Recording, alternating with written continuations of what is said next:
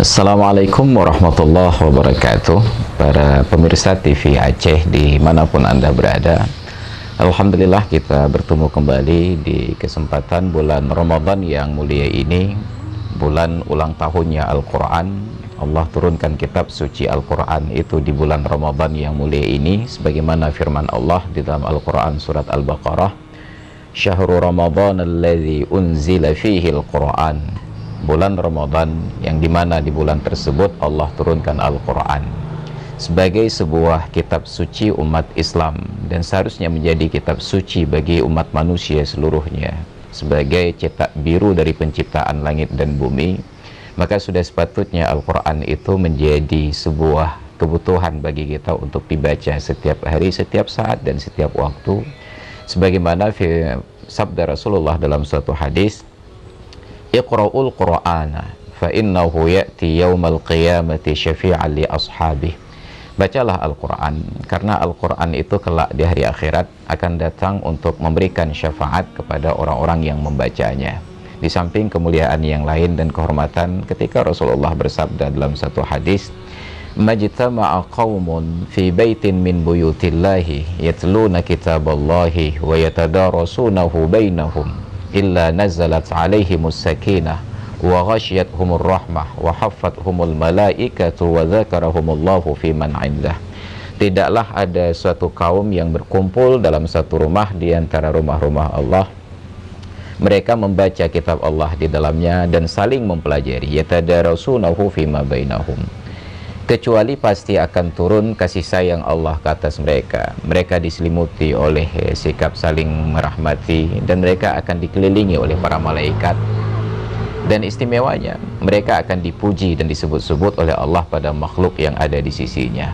Maka betapa mulia dan terhormatnya orang-orang yang kesehariannya berinteraksi, bermuamalah dengan Al-Quran.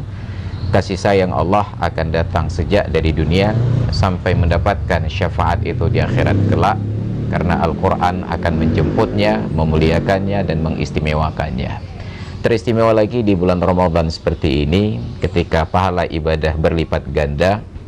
Saking tingginya pahala itu, Rasulullah menyatakan, tidaklah kalian membaca alif lam mim itu sebagai satu huruf, tetapi alif satu huruf, lam satu huruf, dan mim satu huruf, dan untuk setiap huruf itu Allah berikan 10 kebaikan. Maka betapa terhormat dan betapa mulianya orang-orang yang dalam kesehariannya berinteraksi membaca Al-Quran. Mudah-mudahan kita termasuk dalam golongan orang-orang yang demikian rupa, karena Al-Quran ini adalah petunjuk untuk keselamatan hidup di dunia dan di akhirat. Dalam tradisi kita umat Islam di Aceh khususnya, malam-malam bulan Ramadan dijadikan kesempatan oleh anak muda, orang tua, bahkan anak-anak kecil dan remaja duduk di masjid setelah selesai sholat tarawih. Mereka lantunkan ayat-ayat as-suci Al-Quran, tidak jarang bahkan sampai pagi. Tetapi ada satu hal yang patut kita luruskan, bahwa tadarus bukanlah sekedar baca, karena hanya sekedar membaca disebut dengan tilawah. Sedangkan tadarus lebih kepada interaksi, bagaimana memahami Al-Quran, karena terungkap dari kata dasarnya ada 3 huruf, dal, ra, sin.